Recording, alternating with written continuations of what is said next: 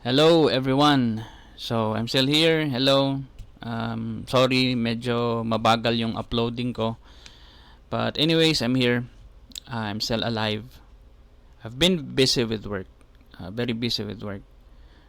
Okay. So let's start now with our new video. In today's video, I want to use ChatGPT. Kasi sa work ko, ako ay isang software developer. Sa work ko, yun, a lot of thinking is kailangan mong mag-isip talaga. Kasi you have to think para magawa mo ng maayos yung trabaho mo. Para walang bugs yung features na binibuild mo. Para yung feature na binibuild mo is malinis yung code, maintainable siya, maiintindihan ng kapwa developers mo,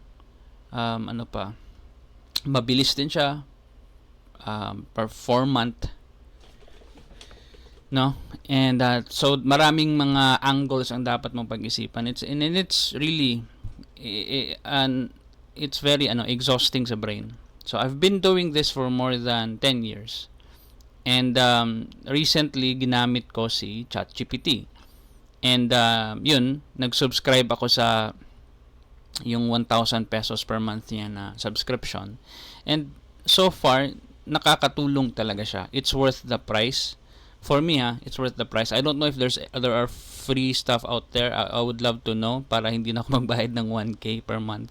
But, yun, nakakatulong siya sa trabaho ko kasi I could just give it my function and i-analyze niya at sasabihin niya na, hey, ito yung problema, potential to na bug, i-document din niya, gagawan niya ng parang comment para malinis talaga yung code mo, para may documentation, tinutulungan kanya talaga. And it's very hard to do if you do that in Google, kasi in Google you would have to type in the error, you would have to type in keywords, and i-redirect ka sa Stack Overflow and sa other websites, sa YouTube. Hindi ganoon. I mean, yeah, Google is very effective as well, but iba pa din kasi iba yung sa ChatGPT na na-offer niya na help, or iba siya na tool kasi very specific yung tanong mo, and ang sagot niya is very specific din sa tanong ko. So yun, we will use ChatGPT in this video. Gamitin natin siya to give us answers to questions. I will pretend to be a Christian in this video, isang Kristiyano, and I will try to talk to an atheist. Tatanungin ko si ChatGPT and siguro I'm hoping for good answers. So let's do that now. Okay, so I'm using GPT 4o, and when you're using the paid version, you have the option to explore GPTs. And isa ito sa mga customized na mga GPT. So, ang kausap ko ngayon ay A Friendly Atheist by Pascal Wichmann. Debate or just talk to a friendly atheist GPT. Talk about religion, church, Christianity, Islam. Okay, so I've prepared a prompt. Let's do this. So, basahin muna natin yung prompt ko. Hello ChatGPT, I am a Christian who loves to preach and spread the word of God. Narinig ko na may mga atheist pala sa Pilipinas. Sila yung mga taong naniniwala na walang Diyos, naniniwala sa evolution at sa Big Bang. Gusto ko sana na magbago sila at bumalik sa pagiging mabuti at pagiging God-fearing. Pero hindi ko alam kung paano. Siguro first step is matuto muna ako kung ano ang atheism. Baka kasi magkamali ako pag kinausap ko sila. Gusto ko sana nakausapin mo ako na parang 5 years old lang ako para maintindihan ko ang mga bagay-bagay ng mabuti. Okay, G ka ba? Okay. Okay. In English English yung response niya, pero let's try. Okay. Wait. Papatranslate natin to into Taglish. Wait. Can you translate it into Taglish? Okay, Taglish. Here it is in Taglish. Hello, sure, I can help explain atheism in a simple way. Let's start with some basics. Atheism. Ano daw ang atheism? Ang mga atheist ay mga taong hindi naniniwala sa kahit anong Diyos o Diyosa. Hindi ito tungkol sa pagiging masama o mabuti. So sa tanong ko dito sa taas, sinabi ko doon na, 'di ba, yung ano ko dito, sentence ko dito is gusto ko sana na magbago sila at bumalik sa pagiging mabuti. This has may assumption to na masasama silang tao. Kasi hindi sila mabuti. Bumalik sa pagiging mabuti. So hindi sila mabuti, 'di ba? I have an assumption. Again, I am pretending to be a Christian, a typical Christian na nagko-comment dito sa channel ko. So sabi dito ni Atheist GPT, it's not about being good or bad. So this is correct. Atheism has nothing to do with you being good or bad. No, walang kinalaman ang being good or bad sa atheism. Mayroong masasamang atheist, mayroong mabubuting atheist, mayroong mga atheist na okay lang. So atheism is just, again, it is not it's not about being good or bad. So ito yung number one na natutunan ko as an atheist. Okay, ang atheism pala hindi pala ito about good or bad. Kasi ang pagkakaalam ko, pag Kristiyano ka, good ka eh. Pero pagkakaalam ko din, meron din namang Kristiyano na masasama. So is being a Christian also about being good and bad? So that I would have to figure that out if I am a Christian. So that sana iisipin ko pa yan ng mabuti. No? Kasi ito, it is a contrast to being a Christian and to being an atheist. No? They think that there isn't enough proof to say that God is real. So, ito yung maganda na sagot So, ang mga atheist pala ay mga taong hindi naniniwala. Kasi, wala daw silang nakikitang proof. So, wala daw proof. Big Bang. Ito ay isang scientific... puta. Ba't dito ako dito tayo sa ang mga atheists ay mga taong hindi naniniwala sa kahit anong Diyos o Diyosa. Hindi ito tungkol sa pagiging masama o mabuti. Tungkol lang ito sa kung ano ang pinaniniwalaan nila. Iniisip nila na walang sapat na ebidensya para masabi na totoo ang mga Diyos. Okay. Big Bang, ito ay isang scientific na ideya tungkol sa kung paano nagsimula ang universe. Sinasabi nito na lahat ay nagsimula sa isang malaking pagsabog noong unang panahon at ganoon nabuo ang mga bituin, planeta at lahat ng iba. I think, di ko nabasahin to. Pagiging mabuti. Maraming atheists ang naniniwala sa pagiging mabuti at mabait sa iba, kahit hindi sila naniniwala sa Diyos. Iniisip nila kung anong mga aksyon ang makakabuti sa mundo para sa lahat. So, iniisip daw ng mga atheist yung mga aksyon kung makakabuti ba ito para sa lahat. Pumatay, nakakabuti ba ito sa lahat? Mang-rape, nakakabuti ba ito sa lahat? Magnakaw, nakakabuti ba ito sa lahat? So, ito yung mga bit-bit na mga atheist daw. Iniisip nila ang mga aksyon nila. Kapag nakikipag-usap ka sa mga atheist, mahalaga na maging magalang at mabait. You don't have to.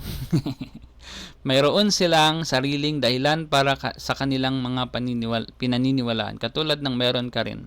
Ang pagkikinig sa isa't isa at pag-intindi ng iba't ibang pananaw ay makakatulong para mas magkasundo tayo. Kung gusto mong i-share ang iyong mga paniniwala, pwede mong gawin ito sa friendly na paraan. Halimbawa, pwede mong pag-usapan kung anong nagpapasaya sa iyo tungkol sa iyong faith at kung paano ka nito tinutulungan maging mabuting tao. May gusto ka pa bang malaman tungkol sa isang bagay? Nandito ako para tumulong. Okay, let's prompt. Let's ask more.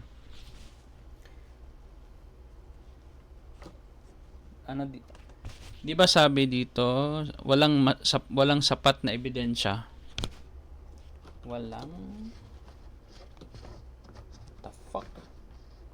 Walang sapat na ebidensya.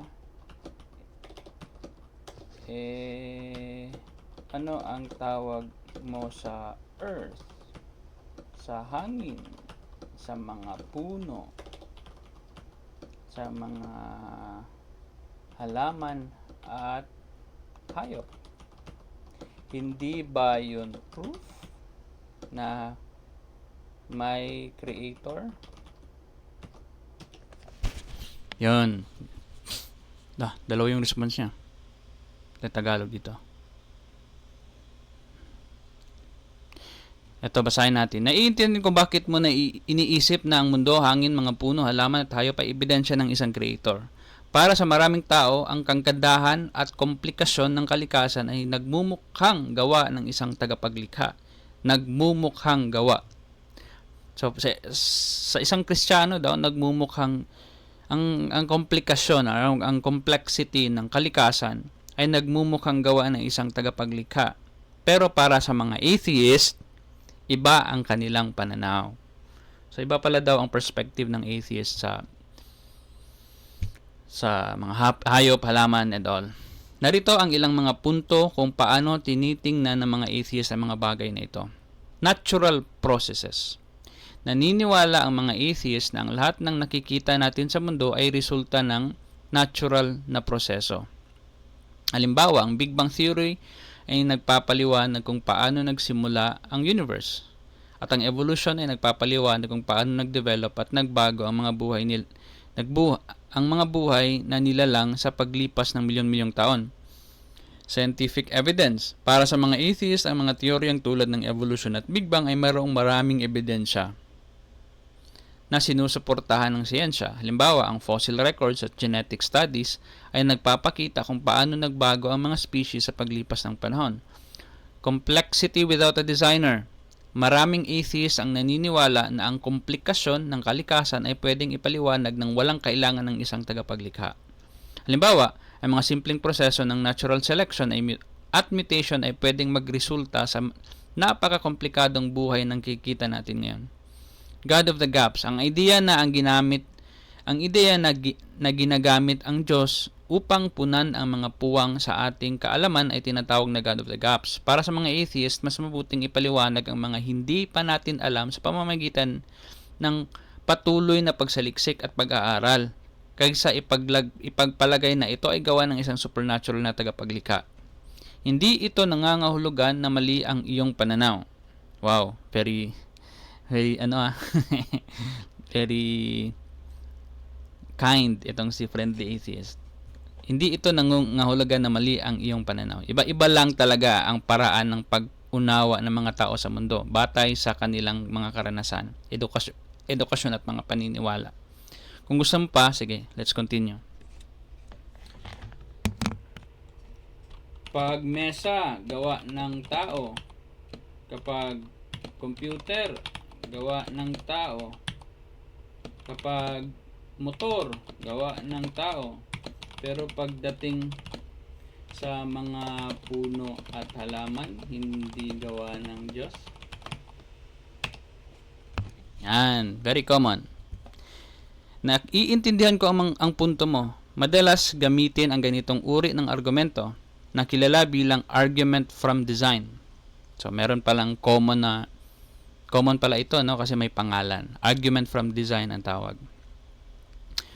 Upang ipakita na kung ang mga komplikadong bagay tulad ng mesa, computer at motor ay gawa ng tao, natural lang isipin na ang mas komplikado tulad ng mga puno at halaman ay gawa ng isang tagapaglikha. So, common lang daw. Upang ipakita na kung ang mga komplikadong bagay tulad ng mesa, computer at motor ay gawa ng tao, natural lang isipin, common sense, na natural lang isipin na ang mas komplikadong bagay tulad ng mga puno at halaman, mas komplikado ito, mga puno at halaman, ay gawa ng isang very higher na tagapaglikha. Narito kung paano tinitingnan ng mga atheists ang mga argumentong ito. Number 1, natural processes versus human design. Ang mga bagay na gawa ng tao tulad ng mesa, computer at motor ay malinaw na may mga taga-disenyo at taga-gawa dahil direktang nakikita natin ang mga taong gumagawa ng mga ito. So, sinasabi dito, meron tayong experience. Nakikita talaga natin na may gumagawa ng mga computer at motor. Sa kaso ng mga puno, halaman at iba pang likas na bagay, Ang mga atheists ay naniniwala na ang mga ito ay nag-evolve sa pamamagitan ng mga natural na proseso tulad ng natural selection at genetic mutation na pinaliwanag sa teorya ng evolution. So, sinasabi dito na there's a difference, no? Sinasabi dito ni Atheist GPT na, yeah, complex din naman yung mga puno. Ang pinagkaiba lang is nakikita natin. Direktang na-oobserba natin na yung mga computer at motor at mesa ay tao talaga ang gumagawa. Alam natin yon 100%. Either robots or tao kasi ginagawa na din ito ng robots through factories. But we're definitely 100% sure na hindi ito gawa ng isang ibon. No? Wala sa equation ang ibon kasi hindi kayang gawin ng ibon ang isang computer. Tao. So, paano natin nalalaman yon? Na oobserbahan natin na tao ang gumagawa. Hindi ito through prayers, hindi through faith. Alam natin. We have knowledge na ang computer at motor mesa ay gawa ng tao. Now, do you have knowledge? Alam ba natin? Well, are we all do we all agree na ang mga natural processes like puno, halaman, ay gawa ng isang creator. And yung creator na yon is yung religion mo. Hindi sa religion ng Muslim. Lahat ba tayo agree doon? Hindi. Kasi we don't have knowledge. We don't know if there is a creator who created those complex natural things. What we know, what we currently know through our observation, through gamit yung obserbasyon natin, and what evidence we've collected is yun nga na natural process yung nangyayari. Walang may nagtitinker paano gawin yung puno. Walang factory ng puno na ang Diyos ang gumagawa. No? We just know it grows naturally. We have explanations saan galing yung puno na yon. Galing siya sa isang seed na tumubo, and we can go further back, no, until may point na hindi na natin alam. I don't know. So, yun din, no? Complexity arising from simplicity. Sa pamamagitan ng evolution, simple forms of life can become more complex over time. So, this process, but nag-English siya dito. This process doesn't require a designer, but rather it happens through natural laws and processes. So, hindi daw kakailangan ng isang designer, but rather it happens through natural laws and processes. Halimbawa, ang mga maliliit na pagbabago sa DNA ng mga organismo ay maaaring magresulta sa malaking pagbabago sa paglipas ng milyong taon. So, yun kasi ang idea ng evolution And it is very if ikaw ay isang Kristiyano and minamaliit mo ang evolution, it is very mind opening, no, when you understand how it works. I don't understand how it works fully, but I somehow get it. Now, things from small, I can imagine what happened way back, no, billions of years ago. I don't know if I'm correct, but nai-imagine ko na thanks to evolution na ang mga simpleng bagay nag-change, mga maliliit na changes yung nangyayari, and those changes lumalaki over time. Nagiging big na ang change. So from the first na version to the latest version, iba na sila. So ganoon yung evolution. Ano pa? Complexity arising from simplicity. Okay. So, scientific evidence. Maraming ebidensya ang sumusuporta sa mga natural na proseso na nagre-resulta sa komplikadong buhay. So, meron na pala daw mga evidence. Ang mga fossil records, genetic studies, at observation sa mga natural na phenomena ay nagbibigay ng ebidensya kung paano nagbabago at nag-develop ang mga buhay na nilalang. Different standards of evidence. Sa siyensya, ang ebidensya ay batay sa obserbasyon, no, eksperimento at pagsusuri. So, ito yung pinagkaiba ng sinasabi mo na, how about the trees and the flowers and the bees? Evidence yun ng God, di ba? So, para sa'yo, standard mo yun of evidence. For me, ako, sorry, sinasabi ko na, nagpa-pretend ako na isang atheist, na isang Kristiyano, but I'm explaining to you now like an atheist, para maintindihan mo. Na ang standard natin iba. Para sa'yo, enough na para sa'yo na ma-connecta na ang mga, na ang ang lamesa at ang cellphone ay gawa ng tao. Komplikado ang cellphone, komplikado ang lamesa. Therefore, may dapat na complex na being, which is humans, ang gumawa ng cellphone at lamesa. So, it's just common sense for you na etong mga puno at halaman ay gawa ng isang Diyos. Hindi gawa ng tao kasi obvious, hindi gawa ng tao. So, gawa ito ng mas complex pa na being, which is God. So, if that is your standard of evidence, then I can't force you to be on my side. Kasi yung standard of evidence ko, eto. Batay ito sa obserbasyon. Ano yung na-observe? Enough ba yung logic mo or maghahanap ako ng iba? Kasi kung gagamitin ko yung logic mo, hindi siya solid. Why hindi siya solid? Kasi pwede namang gamitin yun as argument ng isang Muslim. And suddenly, hindi na Diyos mo ang gumawa ng lahat, si Allah na. Hindi na si Jesus or si Jehovah, si Allah na or other gods ng other religions. So, very weak yung ganoon na klase na argument. Number 2, magigiba din siya kasi sasabihin ko lang na alam ko naman nagawa ng tao ng tao ang lamesa at hindi kayang gawin ng tao ang puno. Alam ko naman 'yon. Pero at least alam ko, na-oobserba ko na hindi talaga kayang gawin ng tao ang mag-create ng puno from thin air. Kaya niyang gumawa ng lamesa, kaya niyang gumawa ng computer, pero hindi niya kaya. I have observation. Do you have observation na yes, nakaka-observe ka na gawa ng tao ang lamesa, but do you observe na ginagawa ng particular na Diyos mo ang halaman? Wala. Walang obserbasyon. Claim lang ng Bible mo. Sinabi lang ng Bible mo na God created the world in 6 days and rested on the 7th. So, sinabi lang ng Bible mo. Sinabi din ng Quran. Sinabi din ng other na holy books sa Diyos nila. So, walang obserbasyon sa side mo.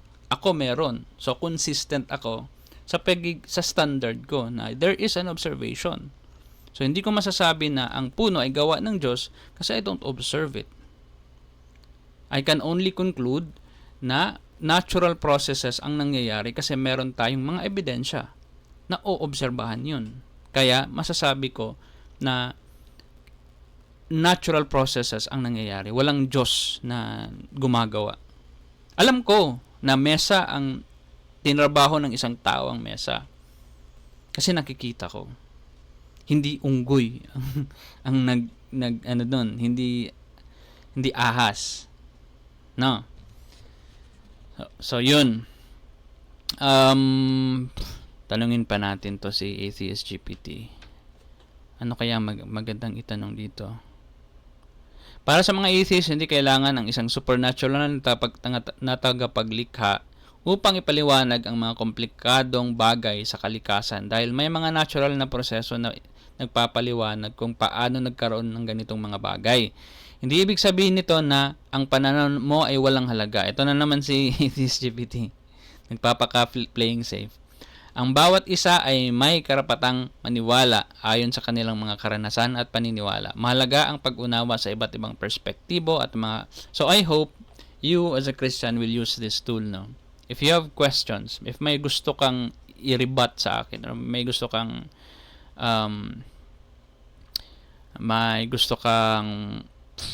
i-prove sa akin, kausapin mo si Friendly Atheist.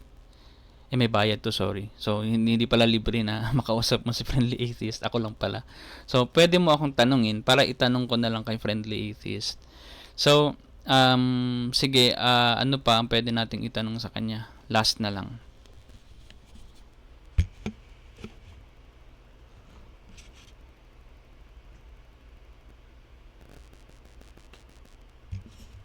Wait.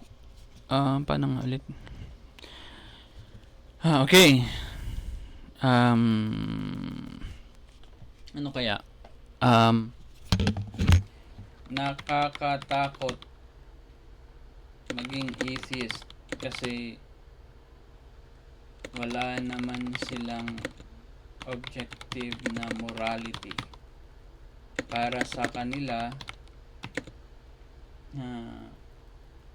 lahat ng mga bagay, sa kanila, opinion lang ang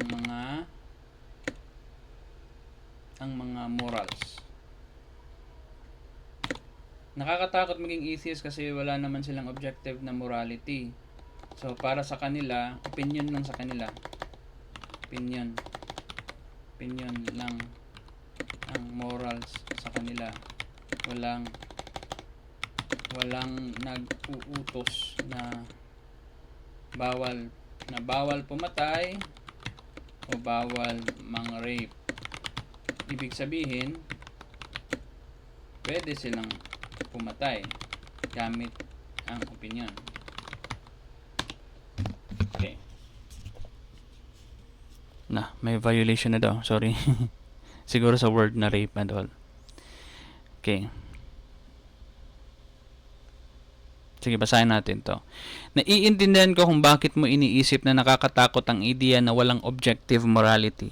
Pero mahalagang malaman na ang mga atheist ay mayroon ding mga prinsipyo at moralidad, kahit na hindi ito batay sa reliyon.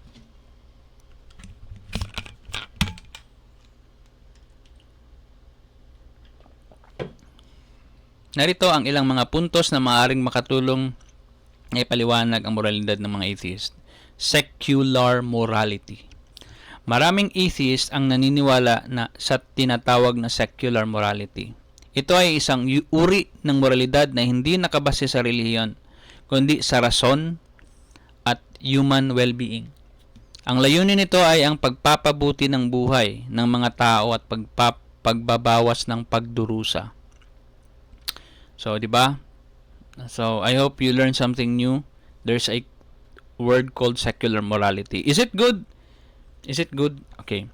Let's find out. Empathy and compassion. Ang mga tao ay likas na may kakayahan sa empathy at compassion. Maraming atheists ang gumagamit ng empathy para malaman kung ano ang tama at mali. Halimbawa, alam natin na masama ang pumatay o mang-rape dahil ito ay nagdudulot ng matinding pagdurusa sa iba. Sa modernong lipunan, mayroon tayong mga batas at social contracts na nagpoprotekta sa ating mga karapatan. Ang mga batas na ito ay ginawa batay sa collective understanding ng kung ano-ano ang makakabuti para sa lahat. Halimbawa, may mga batas laban sa pagpatay at paghahasa na umiiral upang protektahan ang mga tao. Consequences of actions. Maraming atheists ang naniniwala na ang ating mga aksyon ay may mga natural na consequences. Kung ang isang tao ay gumawa ng masama, maaari itong magresulta sa negatibong epekto sa kanyang sarili at sa lipunan. Halimbawa, ang pagpatay ay hindi lamang masama dahil ito ay nakasulat sa isang banal na aklat, kundi dahil ito ay nagdudulot ng pagduruso at kaguluhan sa lipunan. So it's not a good, hindi maganda na basta na lang tayo pumapatay kasi we have built civilization. We have agreed to have a civilization. No, hindi naman sa atin na nandito na sa modern age, hindi natin nare-realize na hindi lahat ng tao na ipanganak sa isang civilization. Nandito tayo sa Pilipinas, may mga laws na, may mga standards na, may mga dapat hindi dapat gawin. We feel like this has been going on for thousands of years, but hindi, no? Merong mga tao dati na ipinanganak na hindi alam ano yung law, what the heck is a law, may mga dapat, mga hindi dapat gawin. May mga taong pinanganak sa time na yon. And siguro iba yung setup nila, no? Iba yung thinking nila. So walang religious dati and wala ding atheist siguro dati. So what do you expect to a person na walang concept of anything. So siguro patayan, nakawan. So yun. Wait, parang nawala ako sa topic ko. Hindi ko ma-connect dito sa binasa ko. But anyways, siguro lalabas yun later. Siguro ano na lang, tanungin pa natin si ChatGPT. May kilala akong atheist na pro-choice. So ano yun? Pro siya na pumatay ng bata. Iba talaga ang isip ng mga atheist. Utak kriminal. Hindi kagaya ng mga Christians na bawal sa kanila ang abortion unless bawal talaga ang abortion. Okay. Naiintindihan ko na may malakas kang damdamin tungkol sa usapin ng abortion. Mahalaga ang ganitong mga talakayan at mahalaga rin na maunawaan natin ang iba't ibang perspective.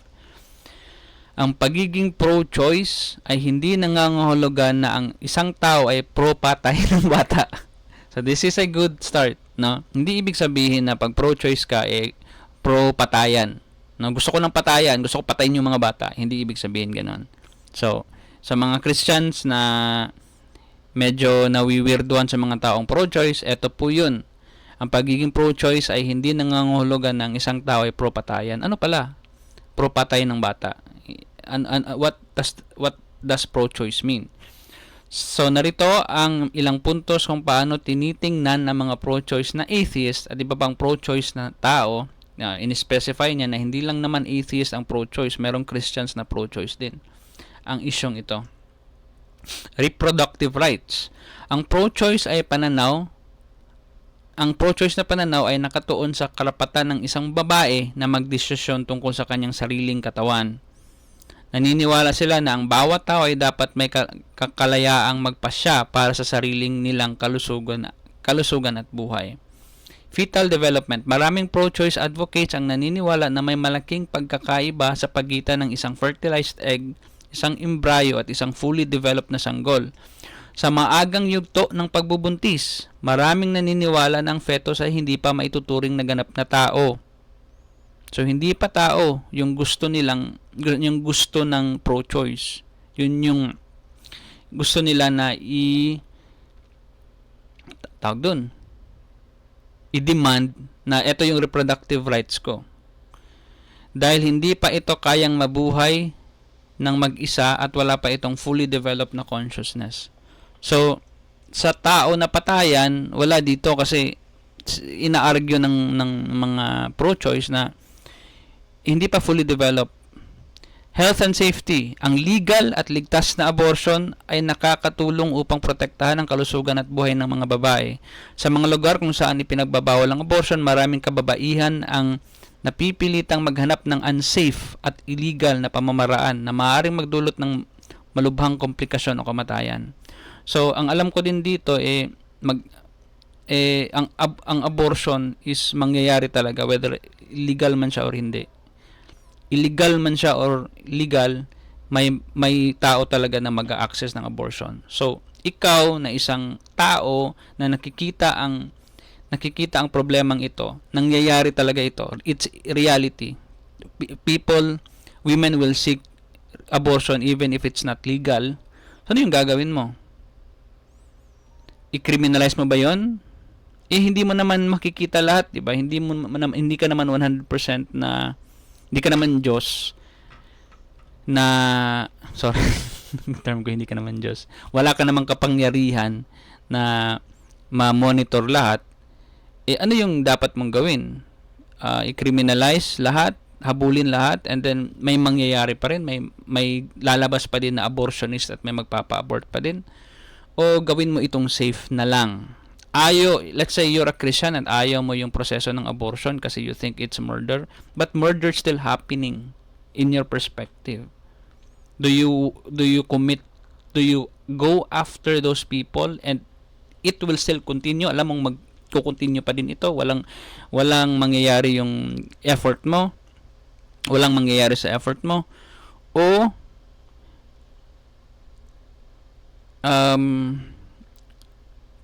gawin na lang safety ito. I know there are a lot of solutions, no? Hindi naman na parang doon na lang always yung parang perspective natin na gawin na lang legal. There should be a lot of things to be done, no? Safe sex, sex education, dapat i-educate lahat ng mga tao about safe sex para walang mga unwanted pregnancy. Alam naman natin yun, basic. Pero let's just say na ginawa na natin lahat ng mga magagandang effort, may nagpapa-abort pa din. Hindi man lang siya nag-decline, hindi man lang siya nag-increase, may mga nagpapa-abort pa din despite us doing information drive. And it's illegal. What's your next move? 'Di ba? So sa perspective ng mga pro-choice, not atheist, may mga Christians kasi na pro-choice din. Sa perspective ng mga pro-choice, gawin ko itong legal para safe, no? Para hindi pumupunta sa mga black market itong mga tao at mamamatay pa si woman in the process. So ayaw kong mamatay. You think na deserving, siguro as a Christian, you think it's deserving mamatay yung babae? So you have to reflect on yourself, no? What kind of morality do you have na mas gusto mo pang mag-suffer? Kasi yun nga, you have this concept na kailangan mo mag-suffer, no? Parang inherent yan sa Bible na may mga tao na deserving of suffering. Sa isang atheist, hindi lang sa pro-choice, but sa isang atheist, isa akong tao na nagsi-think na deserving ng suffering ang mga tao, no? Yung mga taong masasama deserving ng suffering. Pero I would like to remind myself na tao yung kaharap ko, and they deserve some sense of humanity, no? Of course, I want people to suffer like Duterte, and I want them to suffer, no, all of their crimes. But nire-remind ko yung self ko. Pero pagdating talaga sa mga ganyang bagay, lalo na pag heinous crime, malalaking crime, I want them to suffer, really. But for crimes like abortion, hindi. So siguro dapat meron tayong level, no?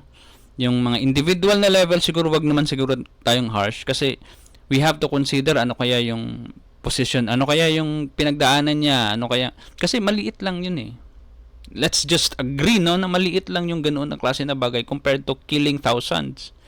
If you're just aborting a fetus, if you think it's a sin and it's big, ikumpara mo naman sa mga criminal na mga magnanakaw natin ng mga politicians. So we can both agree na ibang level yun kumpara sa babaeng nag-abort lang. If I agree with you na it's a sin, no?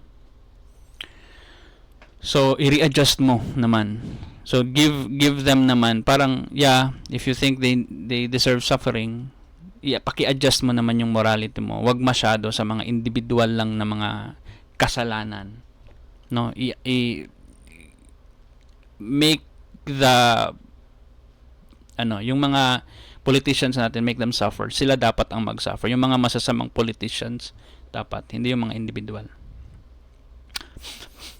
So, kagaya ng let's example, no, mga nagnanakaw ng manok kasi nagugutom during the pandemic, dinakip and umiyak si tatay, 'di ba? Magagalit tayo kasi nagnakaw, it's a sin Nagnakaw ka If we just want to activate our black and white thinking, dapat magagalit ka kay tatay. Pero minsan naaawa ka, 'di ba? Kasi may rason. May rason yung pagnakaw niya. So siguro may rason din yung abortion, na rape. Hindi pa siya decided, hindi niya plinano, and hindi naman yun fully developed na fetus. Hindi naman yun tao na. So, yung mga criteria, may mga rason, di ba? May mga rason. Unlike sa mga kawatan ng mga yawa ng mga politician. So, number 4, moral and ethical considerations. Ang mga pro-choice na tao hindi basta-basta nagdedesisyon na pabor sa abortion.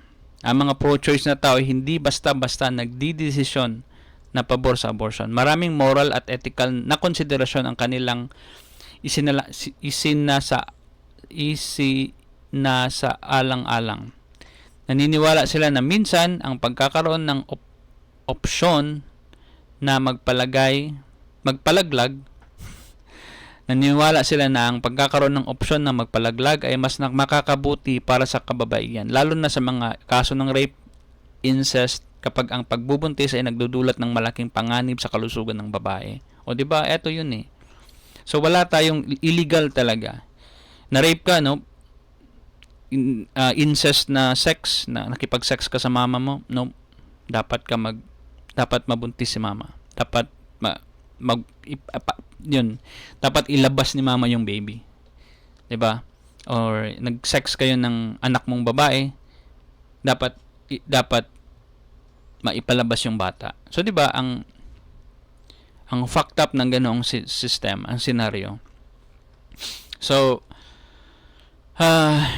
naliwa sila na minsan ang magkakaroon ng option. So option lang. Hindi ito suggestion or recommendation. Option. So currently there's only one door. Sa Pilipinas, only one door that you have to go through. That's continue with the pregnancy and ilabas yung bata. There's this crack na talagang pinipilit na mga babae na pumasok. That's the option number 2, which is very dangerous. May mga kutsilyo doon na matatamaan sila, mamamatay pa sila. So there's another door, no? Pero maliit siya na door and kailangan mong mag-effort na makapasok. Yun yung option to have an abortion na unsafe. Kasi hindi legal eh. So sa black market niya kinuha yung gamot. So yun yung second option. Now, the pro-choice people want that option to be safe. It is a safe door. So 2 doors. Now, they want a second door that's safe. Safe as the first door. Safe naman ang pregnancy. Wala namang problema na if you go through pregnancy. Na-rape ka ng papa mo, go ahead. Ipaanak mo. May komplikasyon sa pregnancy mo and gusto mo talagang i-push, go ahead. Wala namang nagfo-force sa'yo na mag-abort ka. 'Di ba? So, it's just a second door. No? The women and the family of the woman will still have kailangan pa din nilang pag-isipan anong option ang pipiliin nila. It's not a recommendation. It's not something that people are forced in doing if magiging legal ang abortion. Personal beliefs and values. Hindi lahat ng atheist ay pro-choice. Ito din. Hindi lahat ng atheist ay pro-choice. So mali na yung mo dito. Tanong mo, may kilala akong atheist na pro-choice. So you're assuming, I am assuming that you are assuming na lahat ng atheist ay pro-choice. So hindi lahat at hindi lahat ng Christians ay anti-abortion. So ang pananaw sa abortion ay depende sa personal na paniniwala at values ng isang tao, hindi lamang sa kanilang reliyon o kawalan nito. Separation of church and state. Ito very important. Maraming pro-choice na tao ang naniniwala na ang gobyerno ay hindi dapat magdikta ng mga desisyon na dapat gawin ng isang babae tungkol sa kanilang sariling katawan. Lalo na kung ang mga batas na ito ay base sa mga relihiyosong paniniwala na hindi lahat ay naniniwala. So yun. So if abortion to you is murder and murder to you is bad, then don't do abortion. There are people who have different thinking. They can reason out. They can give evidence. They can give reasons, logic, why they do such things and why they want this to be legalized. And the reason is, option lang naman to. Hindi naman ito a recommendation. No, we are all aware na people will really access abortion. Let's just do it safe. Let the doctors do it. No, na hindi sila ma-criminalize. Hindi ma-imprison yung mga doktor pag gumawa sila ng abortion na proseso. So, yun. Sa karapat na isang babae na magdesisyon tungkol sa kanilang karang naniwala sila ng bawat tao ay dapat may kalayaang magpasya pa sa sariling. Ang pagiging pro-choice ay pro-patay. Wait, may gusto akong itanong eh.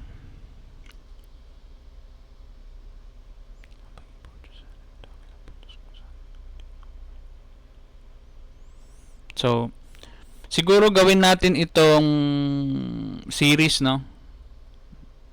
Medyo okay to as a content. So, I think marami kayong, you as a Christian, I think, kasi ako, atheist ako. Ang hirap kasi sa isang na pumasok sa isang perspective na Christians kasi hindi na ako Kristiyano. Hindi ko na alam yung mga follow-up questions na itatanong ko. So I bet when you read the explanations here, you have thousands of follow-up questions sa mga sagot ni ChatGPT. I bet I'm sure na marami ka pa ding marami ka pa ding reklamo dito. I am very sure. So I hope na when you watch this video, go ahead and go into the comments and ask your questions there para itanong natin kay ChatGPT. No? Based on our conversation so far. Or you can also drop your comments and let's have a new drop your new question and let's start a new thread following your questions. So how's that? Let's try that and see you on the next video.